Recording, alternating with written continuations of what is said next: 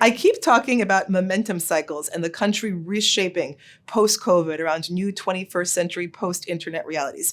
We have seen this reflected in the migration of people. We have census figures, we have IRS data, we have license plate change data. The patterns are very clear. Well, now we also have data from the SEC showing the movement of corporations. Corporations are relocating, and not surprisingly, within very much the same pattern that we're seeing for the migration and relocation of people across this country.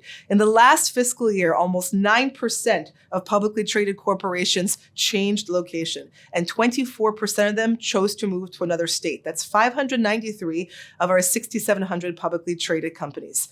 And once again, who's the big winner? The state of Florida. We had 86% more corporations move to Florida than move out. Texas was number 2 with 71%. So again, what does this look like? This looks just like the migration of high-value taxpayers. While we are neck and neck with Texas in terms of the total number of people moving to our state, we are very much beating Texas when it comes to high earners. We had 4 times as many people who file over $200,000 in income move to the state of Florida than moved to Texas. So not surprisingly, we're seeing corporations move here. Remember, corporations hire people. The biggest losers were the states of Washington, New York, and California. Again, same pattern as the migration of people and taxpayers. And also, these are blue states that had high lockdowns and have high personal income taxes.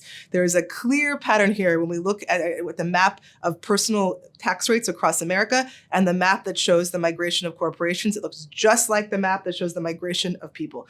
COVID broke habits. People had the time to form new ones, and those who can are reshaping life around the internet, and they realize that they're no longer beholden or captive to the states that they were in before COVID. This is all still early days. Positive momentum builds, as does negative momentum. Remember, 1% of taxpayers account for almost 50% of tax revenue in a whole variety of high tax jurisdictions. So you lose just 10% of them, you're decimating your budgets, and the state of Florida is getting those earners. We put out this free macro content every Tuesday. Go to reintelligence.com and sign up for our newsletter.